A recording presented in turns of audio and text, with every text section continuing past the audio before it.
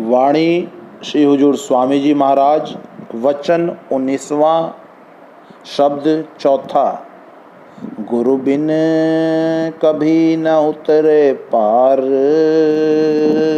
नाम बिन कभी न होए उद्धार। संग बिन कभी न पावे सार, प्रेम बिन कभी न पावे यार। यह परम संत श्री हुजूर स्वामी जी महाराज की वाणी है। आज के इस शब्द के जरिए हम संसारी जीवों को नाम भक्ति का उपदेश कर रहे हैं कि किस प्रकार परमात्मा से मिलाप का साधन जो नाम शब्द धुन है उससे किस प्रकार जुड़ा जा सकता है और कैसे सदा के लिए मुक्ति सच्चा सुख हासिल किया जा सकता है। देखें, संत महात्मा जब परमार्थ के बारे में उपदेश करते हैं, समझाते हैं, तो इसके पीछे उनका एक खास मकसद, मोटिव, एक उद्देश्य छिपा होता है। और उनका उद्देश्य, मोटिव ये होता है कि हर कोई परमात्मा से मिलाप हासिल कर ले, सदा के लिए सुखी हो जाए, सच्चा सुख प्राप्त कर ले। हर इंसान परमात्मा से मिलकर सच्चा सुख हासिल करना चाहता है, मालिक की दरगाह पहुंचना चाहता है। लेकिन ये सब इतना आसान नहीं है। यदि अपनी मन मर्जी से ही हर कोई उस परमात्मा से मिल सकता तो फिर यहाँ इस दुनिया में जहाँ हम और आप बैठे हुए हैं, यहाँ इस संसार में कोई भी दुखी नहीं होता, बल्कि सभी निश्चिंत होकर बेफिक्र आराम कर रहे होते। अब संसार की हालत पर गौर करें, एक नज़र डालें। क्या इस दुनिया में हर कोई सुख चैन आराम से बैठा हुआ है? नहीं। नानक दुखिया सब संसार। दुनिया में आदमी सुख चैन से बैठा नहीं। हर कोई किसी न किसी उलझन में, चिंता में फंसा हुआ दिखाई देता है। किसी को कोई फिक्र, किसी को कोई दुख, और सभी के दुख का मूल कारण, असली वजह, जड़ एक ही है। उस परमात्मा से बिछुड़कर, उसे भूलकर दुनिया की नाशवान चीजों से कुछ ज्यादा ही प्यार कर लिया है। संत महात्मा दुनिया के प्यार के दुश्मन नहीं। वे ये नहीं कहते कि इन्हें छोड़कर जोगी सन्यासी बन जाओ, जंगलों पहाड़ों में जाकर छिप बैठो। संत महात्मा देखें बड़ा ही सिस्टमैटिक समझाते हैं कि अगर बार बार इन्हीं दुनियावी नाशवान चीज़ों के बारे में ही सोचते रहेंगे तो इन्हीं में उलझे रहेंगे। अपने दिमाग पर ज़्यादा दूर स्ट्रेस नहीं देना, नहीं तो तनाव हो जाएगा। फिर लगेंगे डॉक्टरों के चक्कर लगाने, किसी को कोई बीमारी, किसी को कोई तकलीफ। एक सिंपल सी बात है और ये बात आप सभी बड़ी अच्छी तरह से समझ लें कि इंसान के आने से पहले भी ये दुनिया थी, हमसे पहले भी हमारा परिवार चल रहा था, ये संसार चल रहा था, और हमारे जाने के बाद भी हमारा परिवार चलता रहेगा। ये दुनिया, ये संसार, इसके काम धंधे चलते रहेंगे।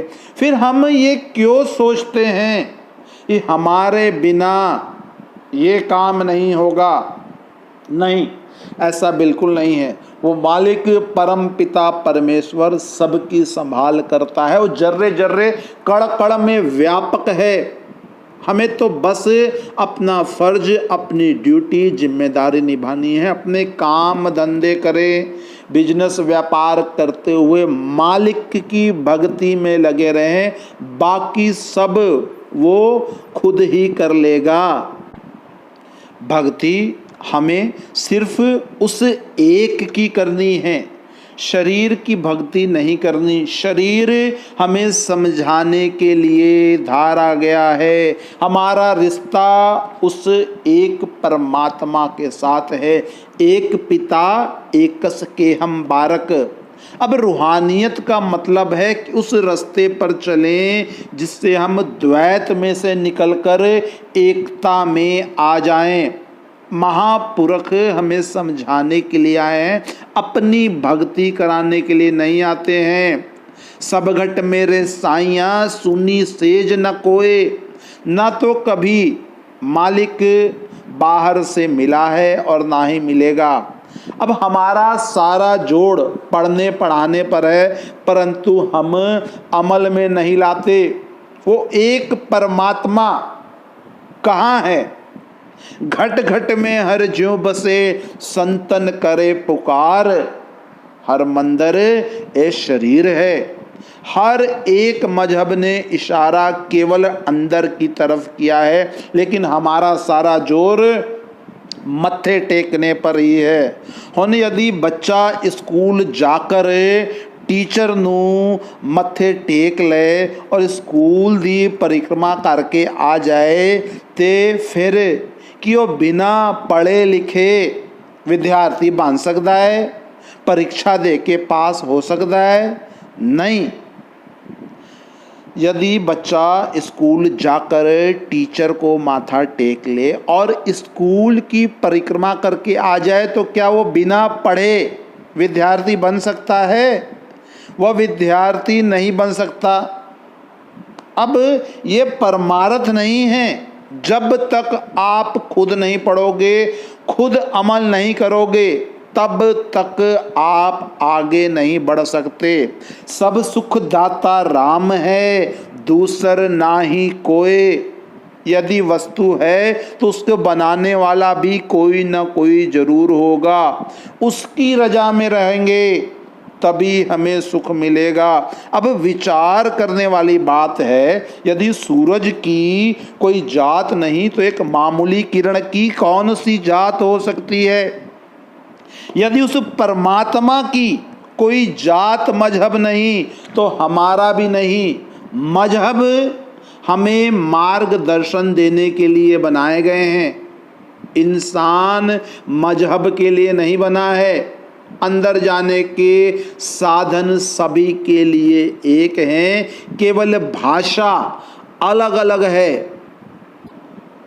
इसी क्रम में आज के इस शब्द में स्वामी जी महाराज ने फरमाया कि यदि इस दुनिया से संसार सागर से पार होना चाहते हो, 84 का चक्र खत्म करना चाहते हो, तो संत सदगुरु की शरण में जाकर परमार्थ की ओर लग जाओ। परमात्मा की सच्ची भक्ति की ओर लग जाओ। गुरु की महिमा अपार है। मुक्ति का साधन केवल और केवल गुरु के जरिए ही मिलता है। पांचवी पातशाही श्री गुरु अर्जुन साहिब जी महाराज फरमाते हैं, गुरु गोपाल गुरु गोविंद गुरु दयाल सदा बख्शिंद, गुरु सासत स्मृत खट करम गुरु पवित्र स्थान है। गुरु सिमरत सब किल विख नास है, गुरु सिमरत जम संग न फास है। गुरु सिमरत मन निर्मल होवे, गुर काटे अपमाना है। कहते हैं आप जी समझाते हैं सतगुरु कौन है? सतगुरु ने इस दुनिया में आकर हमारे लिए शरीर धारण किया, क्योंकि हम शरीरधारी हैं। हमें गाय भैंस और दूसरे पशु पक्षी इनकी भाषा समझ में नहीं आती। आदमी को केवल आदमी की भाषा ही समझ में आती है। इसलिए आदमी को यदि कोई समझा सकता है तो आदमी ही। गुरु का काम परमात्मा से मिलाना है, परमात्मा की सच्ची भक्ति की ओर लगाना है। गुरु का असली स्वरूप ब्रह्म पार ब्रह्म सतनाम ये है। आम तौर पर देखें, संत महापुरुष उपदेश करते हैं कि जब तक इंसान रूहानी मंजिलों पर नहीं जाता तब तक उसे परमार्थ की खबर नहीं होती। जब हमें गुरु मिल गया, उसके कहे अनुसार गुरु की शिक्षा पर चलकर अंदर नाम भक्ति से जुड़कर अभ्यास किया, पर्दा खुल गया। अब जब हम देहधारी हैं तो सतगुरु भी देहधारी है। जब हम ब्रह्म में जाएंगे, सतगुरु शब्द है। जब प्रार ब्रह्म में पहुंचेंगे, सतगुरु सार शब्द यानी निर्मल शब्द है। सचखंड में पहुंचकर सतगुरु सतपुरुष है। अब अहले इस्लाम धर्म को मानने वाले भी कहते हैं कि बिना मुर्शिद के रसाई नहीं, मुक्ति का कोई साधन नहीं। अगर सतगुरु को छोड़कर ईश्वर परमेश्वर को ढूंढे तो फिर परमात्मा नहीं मिलेगा। इसलिए कहते हैं, गुरु साहिबान फरमाते हैं, आद सच, शुरू में भी वो था। जुगाद सच, जब युग शुरू हुए तब भी वो था, है भी सच, अब भी है। नानक होसी भी सच, आखिर में भी वही होगा। सद्गुरु का असली स्वरूप क्या है? शब्द, वह मालिक परमात्मा दयाल है, हमारे अंदर है और वही बख्शने वाला है। गुरु ही हमारा वेद है, शास्त्र है, गुरु ही षटकर्म है, जो कुछ भी है गुरु है। गुरु से बढ़कर इस संसार में और कोई नहीं। अगर गुरु को हम अंदर प्रत्यक्ष कर लें, गुरु के साथ सच्चा प्रेम कर लें, तो ही हमारा पार उतारा है। गुरु के साथ पूरा पूरा प्यार जब जुड़ जाता है, जब गुरु के साथ प्यार है, तो फिर इंसान को किसी बात का भी डर नहीं रहता, बल्कि मौत के वक्त यमदूतों का डर भी नहीं रहता। कहते हैं गुरु परमात्मा का स्वरूप है। अगर उसका ध्यान करोगे तो उसका रूप हो जाओगे। अब अगर मैले का ध्यान करें तो मन मैला हो जाता है।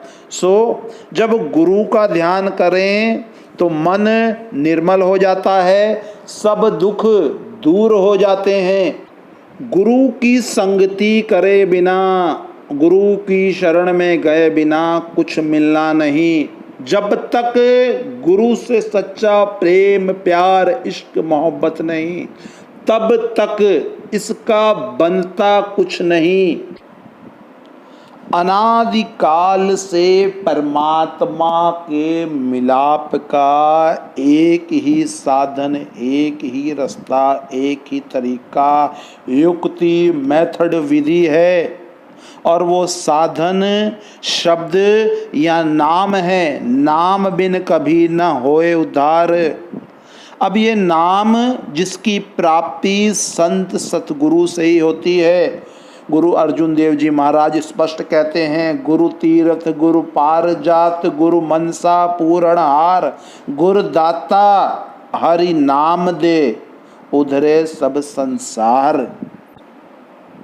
हम सभी उस परम पिता परमात्मा की संतान हैं और उस परमात्मा से बिछुड़कर इस माया जाल में, इस संसार में, रचना में अनादिकाल से भटक रहे।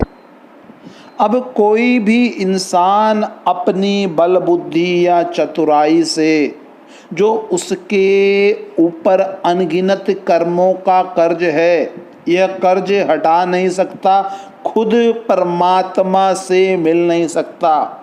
जब वह परमात्मा चाहता है, जिसका अपने से मिलाप कराना चाहता है, वो परमात्मा गुरु का रूप धारण करके जीव आत्मा रूपी पुत्र को कर्मों के कर्ज से मुक्त करवा के उसे अपने साथ मिलाने का प्रबंध खुद करता है और गुरु से मिलाप करवाता है। गुरु अमरदास जी महाराज ने स्पष्ट कहा है, नानक जिनको सतगुरु मिलया तिनका लेखा निबड़या। जिनका सतगुरु से मिलाप हो गया, उनका भव सागर से पार हो गया, उनके सभी प्रकार के कर्मों का हिसाब किताब पूर्ण हो गया। अब देखें आगे की कड़ियों में स्वामी जी महाराज इस बात को और स्पष्ट रूप से कैसे समझा रहे हैं, ध्यान पूर्वक सुने। जुक्ति बिन चढ़े ना गगन मंझार, दया बिन खुले ना वज्र की वाड़, सूरत बिन होए ना शब्द सम्हार, निरत बिन होए ना धुन आधार। अब स्वामी जी महाराज कितना सुंदर उपदेश करते हैं, कहते हैं जुगति बिन चढ़े न गगन मंझार, दया बिन खुले न वज्र किवाड़। जब तक इसके पास वो युक्ति साधन तरीका नहीं होगा, ये अंदर परमात्मा से मिलाप अंतर में कैसे करेगा। बिना उस युक्ति के, बिना गुरु द्वारा प्रदान किए गए साधन के, बिना गुरु की दया से इसके वज्र कपाट किस प्रकार खुलेंगे। गुरु अमरदास जी महाराज देखे स्पष्ट कहते हैं, घर अंदर सब वत है बाहर किछ नाही, गुरु प्रसादी पाइए अंतर कपट खुलाही। जब संत सतगुरु की कृपा होती है तो उनकी दया दृष्टि से इंसान पूर्ण संतों द्वारा समझाई गई युक्ति के जरिए, रूहानी अभ्यास के जरिए वज्र कपाटों को खोल लेता है। संत महात्मा द्वारा समझाई जाने वाली रूहानी साधना का मूल उद्देश्य मन आत्मा को शरीर के 9 दरवाजों में से समेटकर आँखों के पीछे और बीच में 10वें दरवाजे में एकाग्र और स्थिर करना है। यहाँ पहुंचकर ही आत्मा को अंदर आंतरिक रूहानी जगत की असलियत का पता चलता है। आंतरिक रूहानी सफर उसका यहीं से शुरू होता है। जब तक गुरु की दया नहीं होती तब तक यह वज्र कपाट बंद रहते हैं। जीवात्मा को जो कुछ मिलता है ध्यान को इस 10वें दरवाजे में एकाग्र और स्थिर करने से ही मिलता है। इसलिए संत महात्मा जीव को 9 दरवाजे खाली करके 10वें द्वार में पहुंचने का उपदेश देते हैं। इसे ही संतों महात्माओं ने तीसरा तिल, घर दर, शिव नेत्र, मुक्ति का द्वार आदि कई नामों से बयान किया है। 10वें दरवाजे से ही हमारा रूहानी सफ़र शुरू होता है। सफ़र के तीसरे पड़ाव वो संत महात्मा अपनी वाणी में 10वां द्वार या 10वां भी कहते हैं। 10वें दरवाजे और द्वार से संतों का मतलब अलग अलग अवस्थाओं से है। इसी स्थान को प्रयाग, त्रिवेणी, अमृतसर, मानसरोवर आदि कई नामों से भी बयान किया गया है। गुरु अमरदास जी महाराज ने स्पष्ट कर दिया, 9 दर ठाके धावत रहा है, 10वें निज घर वासा पाए, ओथे अनहद शब्द वजही दिन राती, गुरुमती शब्द सुनावणिया। जब यह गुरु की मत लेता है, गुरु की शरण लेता है, तभी इसके वज्र किवाड़ खुलते हैं, वज्र कपाट खुलते हैं। आत्मा की देखने और सुनने की शक्ति को सुरत और निरत कहते हैं। स्वामी जी महाराज समझाते हैं, सुरत बिन होए न शब्द समार। जब तक यह शब्द की आवाज़ को सुनता नहीं तब तक इसकी संभाल नहीं हो सकती। निरत बिन होए न धुन आधार। जब तक उस शब्द की आवाज को, उस धुन को, जो ऊपर से 10वें द्वार से, धुर दरगाह से जो शब्द की आवाज, शब्द धुन आ रही है, अपनी आत्मा के सुनने की शक्ति निरत के जरिए जब तक उस धुन के साथ नहीं जुड़ता, तब तक इसका किसी भी प्रकार का परमार्थ पूर्ण नहीं हो सकता। यह परमात्मा से मिलाप के काबिल नहीं हो सकता। कहने का भाव, तात्पर्य यह है कि जब तक शब्द के साथ, उसके प्रकाश के साथ, शब्द धुन के साथ, उसकी आवाज के साथ, गुरु की कृपा से, गुरु की दया से जब तक यह जुड़ नहीं जाता, इसे नाम नहीं मिल जाता, तब तक मुक्ति का कोई साधन, कोई वसीला है ही नहीं। यदि उस दयाल पुरुष से, उस परमेश्वर से मिलना है तो नाम के साथ जुड़ना होगा, उस शब्द धुन को सुनना होगा, और यह सब बिना गुरु की कृपा के संभव नहीं। अब इस बात को आगे की कड़ियों में देखें, स्वामी जी महाराज किस प्रकार से और स्पष्ट रूप से समझा रहे हैं। गुरु से करना पहले प्यार, नाम रस पीना मन को मार, काल घर जान तजा संसार, दयाल घर आई जन्म सुधार।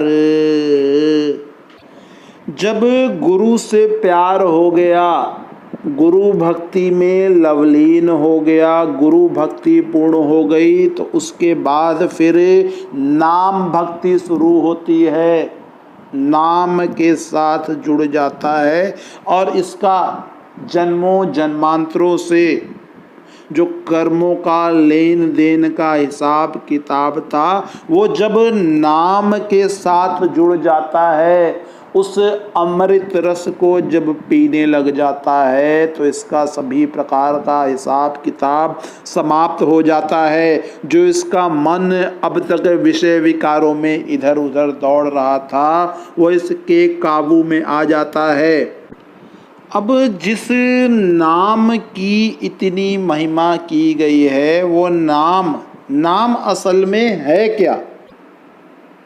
नाम हमारे अंदर है और उस परमात्मा का रूप है, उसकी ताकत है, पावर है। गुरु अर्जुन देव जी महाराज ने स्पष्ट कह दिया है, नवनिध अमृत प्रभ का नाम, देही में इसका विश्राम। गुरु अमरदास जी महाराज कहते हैं, शरीर भालण को बाहर जाए, नाम न लहे बहुत वेगारी दुख पाए। शरीर से बाहर नाम की खोज करना केवल अपना समय नष्ट करना है। संत महात्मा समझाते हैं कि परमात्मा और उसका नाम इंसान के शरीर के अंदर ही है।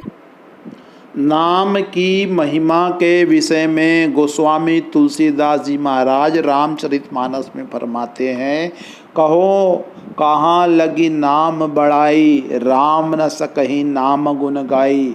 चहु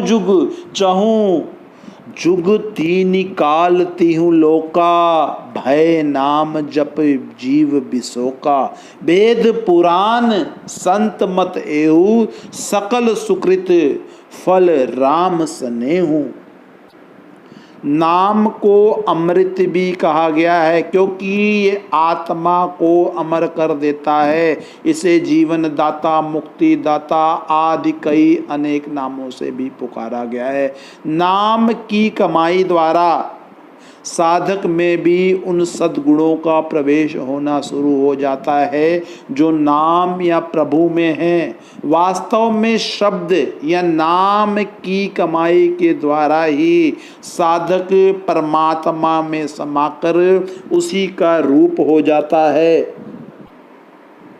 नाम से जुड़ने पर यह मन जो बाहर दुनिया के विषय विकारों में इधर उधर दौड़ता भागता फिरता था, वह नाम से जुड़ने पर काबू में आ जाता है। और जब यह मन काबू में आ गया तो उसका क्या लाभ हुआ? उसका यह लाभ हुआ कि अभी तक जो हम ध्यान में बैठते थे परमात्मा की भक्ति की ओर, जो अभी तक हमारा ध्यान नहीं लगता था, वो जब मन काबू में आ जाता है तो हमारा ध्यान परमार्थ की ओर, परमात्मा की भक्ति की ओर लगने लगता है। यह मन आत्मा को खींचकर अंतर में उसे शब्द धुन के साथ जोड़ने का कार्य करने में सहायता प्रदान करने लगता है, और मन की सहायता द्वारा यह इंसान जल्दी से जल्दी शब्द धुन को पकड़कर अंतर में रूहानी मंजिलों की ओर चढ़ाई करना शुरू कर देता है। जब नाम से जुड़ गया तो संसार की वास्तविकता, उसकी असलियत के बारे में पता चल गया कि यह दुनिया, इसके रंग तमाशे सब नाशवान है, यह सब काल का खेल है। इसकी असलियत को जानकर समझकर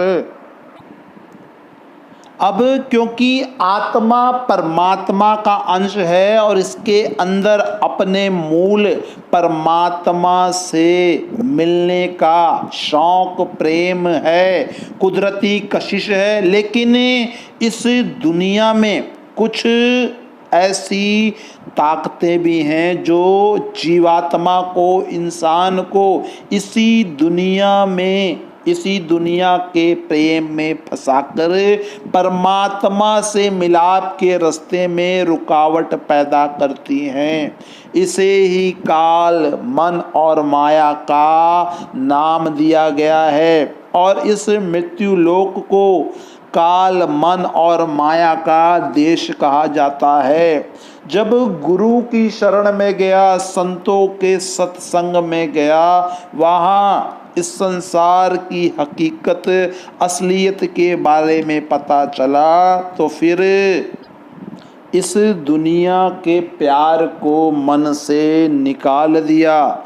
जो जीव संत सतगुरु की शरण प्राप्त करके नाम की कमाई में लग जाते हैं, वे काल जाल से सदा के लिए निकल जाते हैं।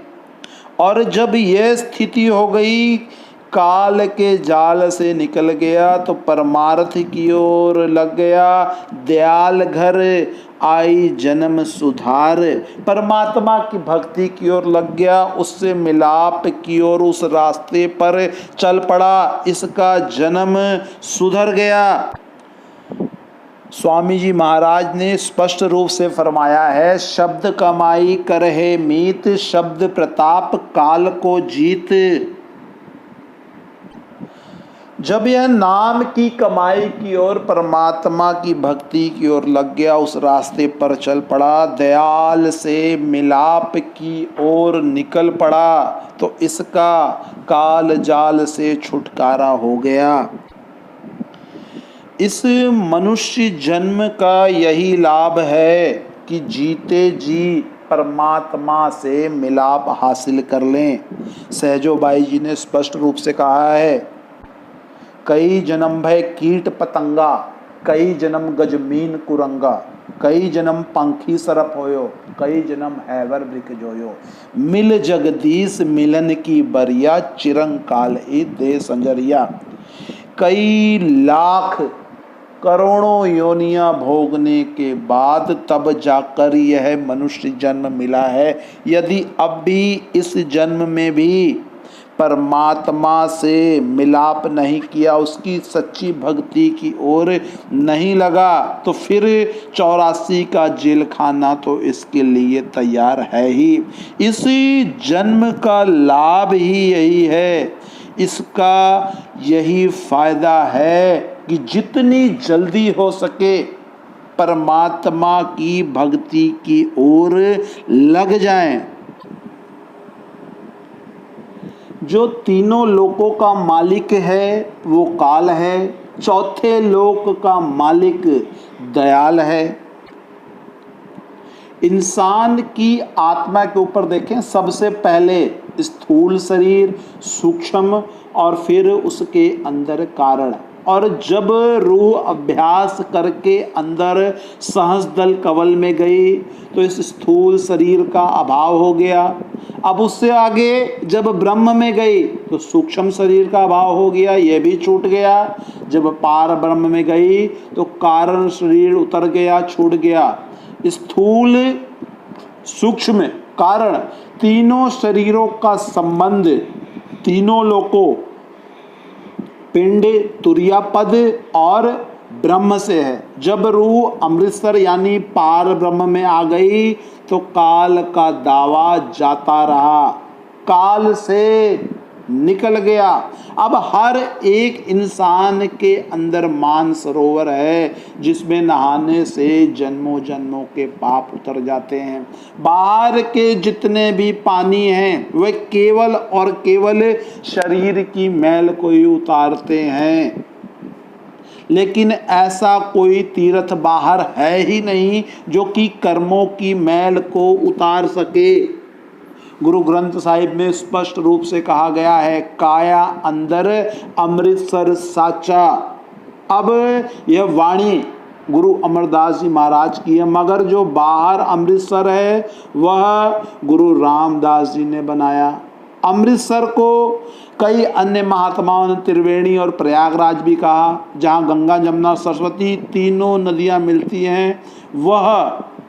वह असली जगह वो त्रिवेणी इंसान के अंदर है। 9 दरवाजे खाली करके अंदर जाओ और उस तीर्थ में स्नान करके सदा के लिए मुक्त हो जाओ।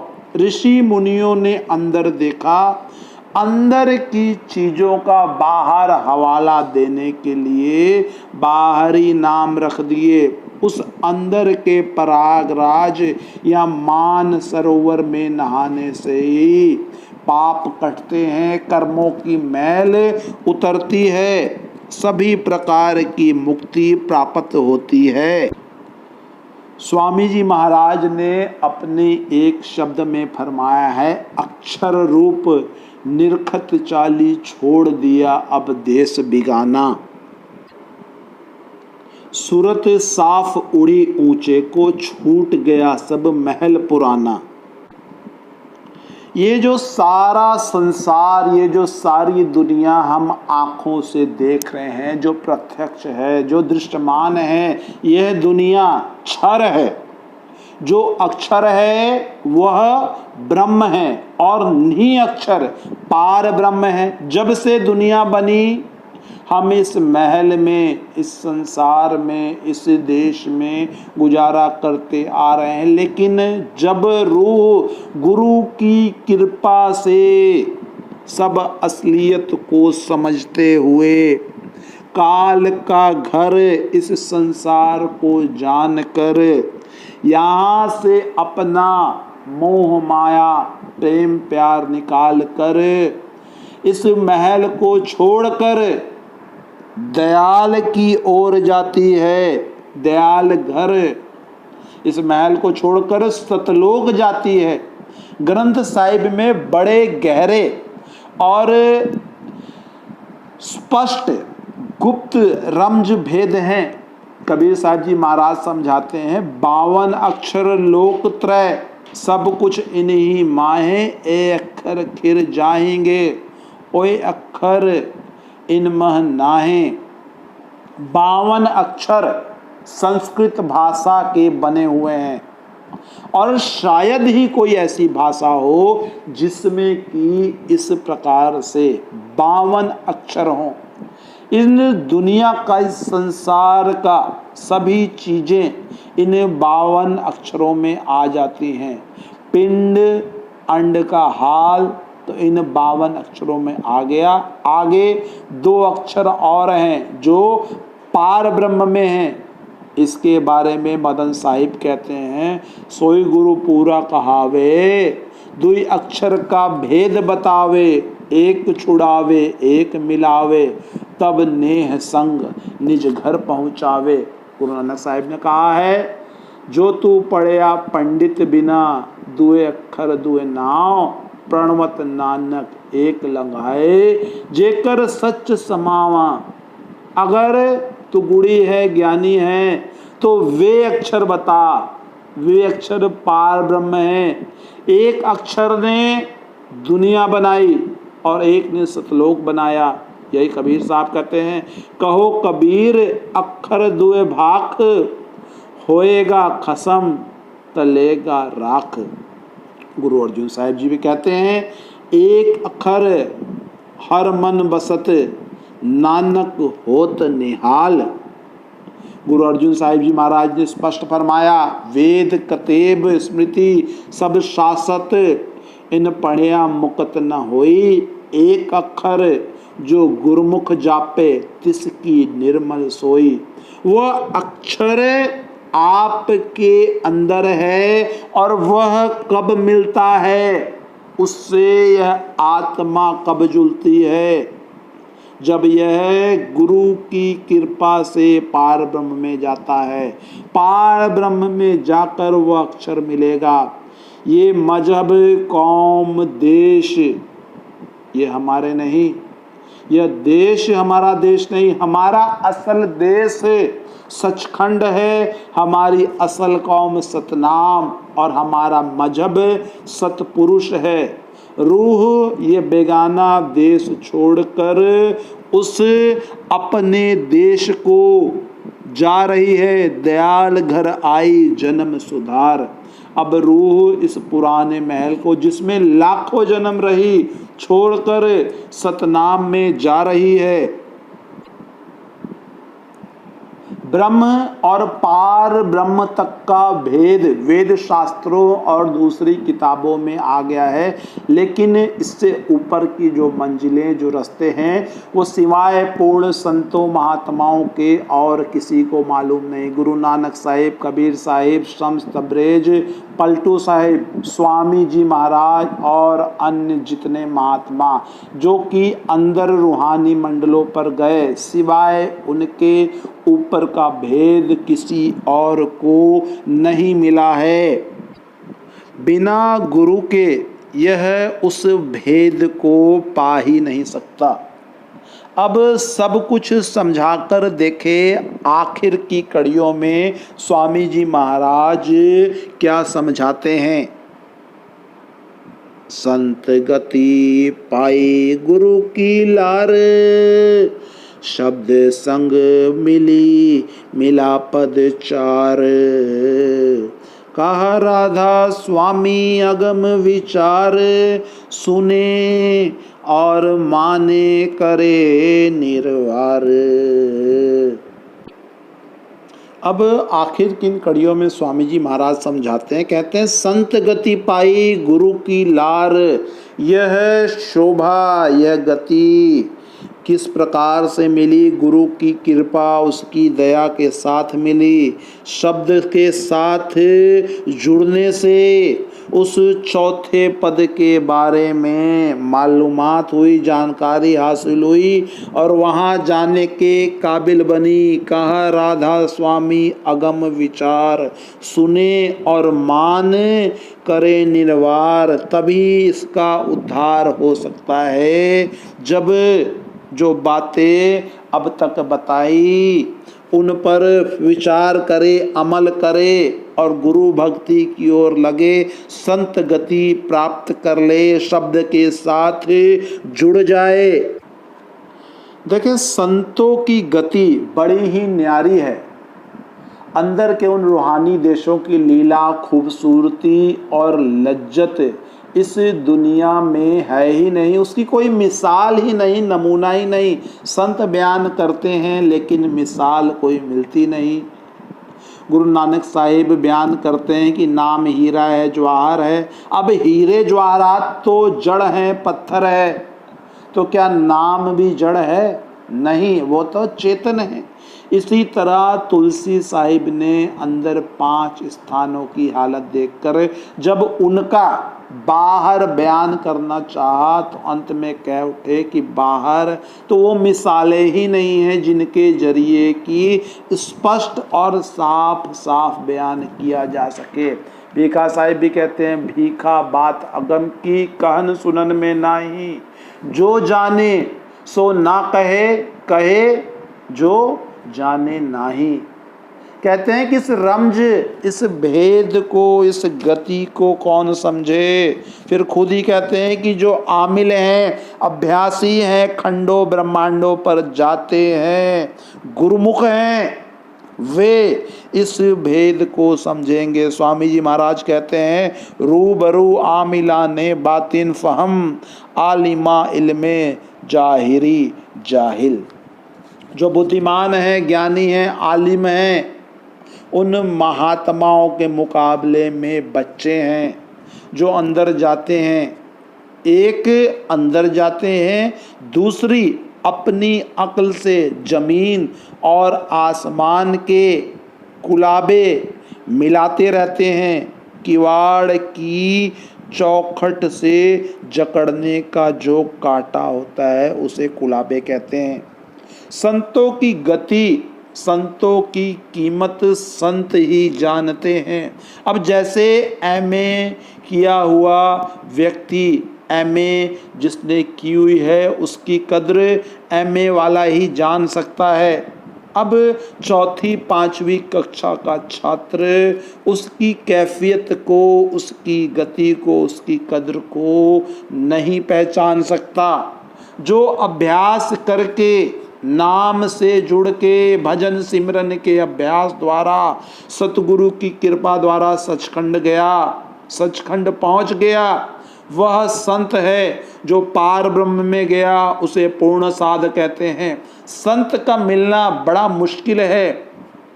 हमें तो साध भी जल्दी नहीं मिलता। जिस तरह कूंजों की सार कूंजे ही समझ सकती हैं, कबूतर और कौवे हंसों की गति को कैसे पहचान सकते हैं। संत अपनी गति को आप ही समझते हैं। आप फरमाते हैं कि तुम मन बुद्धि की चतुराइयाँ, इल्म और अकल छोड़ दो और जो वचन, जो बातें संत महात्मा कहते हैं उन्हें मानो, उन पर अमल करो। अब एक मन में सवाल आता है, सवाल पैदा हुआ कि हम संतों के वचनों को क्यों माने। क्यों? क्योंकि संत उस सचखंड देश में जाते हैं और वाहे गुरु अकाल पुरख से मिलते हैं, मगर जो बाहर बैठे हैं वे परमात्मा को, उसकी बात को कैसे समझ सकते हैं। संत महात्मा उस मालिक के घर की राह बताते हैं, तुम सुनकर उस राह पर चलो। गुरु अर्जुन देव जी महाराज कहते हैं, संतन की सुन साची साखी, सो बोलह जो पेखें आखी। संत महात्मा मन बुद्धि का, वेद शास्त्रों और दूसरे ग्रंथों का सहारा नहीं लेते, बल्कि वो तो कहते हैं कि अभ्यास करके अंदर चलो, परमात्मा से मिलो, आपकी मुक्ति हो जाएगी। वहाँ पहुँचने का भेद, असली राज संतों के पास है। तुलसी साहिब जी कहते हैं, जो कुछ करही सोई संता, संत बिना नहीं पावे पंता, तुझ बिन अवर न कोई बिया। गुरु अर्जुन देव जी महाराज ने भी स्पष्ट समझा दिया। इस दुनिया की सारी चीजें नष्ट हो जानी है, नाशवान है, क्षण भंगुर है, लेकिन जो अंदर असली चीज है, जो असली दात है, वस्तु है, जिसका भेद संत महात्मा देते हैं, वो कभी नष्ट नहीं होती। हमारी बुद्धि और अकल है ही नहीं कि हम संतों की पदवी को, उनकी गति को समझ सकें, लेकिन फिर भी बयान करने के लिए संत महात्मा समझाते हैं। रानी इंदुमती कबीर साहिब के वक्त में हुई। पहले कबीर साहिब ऊपर जाकर मालिक में लवलीन हुए, फिर रानी इंदुमती गई। जब रानी ने सचखंड जाकर देखा कबीर साहिब की शोभा, उनकी पदवी अलग ही है, अद्भुत कैफियत, अलग ही नज़ारा। तो देखकर बड़ी अचंभित हुई, आश्चर्यचकित हुई, विचार किया, कहने लगी महाराज अगर आप पहले ही ये बात बता देते कि मैं ही सब कुछ हूँ, अकाल पुरख हूँ, तो मैं भजन सिमरन कर कर के बेचैन तो ना होती। कबीर साहब जी महाराज ने स्पष्ट कह दिया, क्या आप उस वक्त यह बात मानती? अगर हमें आज से पहले संतों पर विश्वास आ जाता तो फिर क्या हमारा काम पूर्ण ना हो गया होता? हम यहाँ आज भटकते क्यों? देखें, गुरु नानक साहिब को, गुरु तेग बहादुर जी महाराज को सबने यही उपदेश दिया, पर हम संतों का उपदेश सुनते हैं और अमल में नहीं लाते। इसीलिए हमारी यह हालत है और हम अभी तक यही बैठे हुए हैं। संतों महात्माओं की दृष्टि जिस पर पड़ जाए उसी का उद्धार हो जाता है। अमृत दृष्टि पेखे हुए संत, जिस मनुष्य पर भी संतों की मेहर भरी दृष्टि पड़ गई, जो संत महात्माओं के सत्संग में गया, जिसने सत्संग सुना, वह संतों की कृपा दृष्टि से नाम से जुड़कर, नाम के भजन सिमरन के अभ्यास द्वारा खुद भी संत हो जाता है। आपने कई बार सुना होगा, तुलसी साहिब कहते हैं जो कीड़ा पतंगा संतों महात्माओं के चरणों के नीचे आकर या उनसे टकरा कर मर जाए, संत क्योंकि परमात्मा के ध्यान में लवलीन होते हैं, उसे फायदा होता है। पेड़ देखें, वृक्ष, इसकी भी एक अलग कैटेगरी, अलग योनि है। अगर संत सतगुरु उसका फल खा लें तो वृक्ष को भी लाभ होता है, फायदा होता है। मतलब यह है कि संत कहीं भी जाएं, कुछ भी काम करे, जो उनकी दृष्टि में आ गया सभी को लाभ पहुंचेगा, क्योंकि उनकी दृष्टि में अमृत है।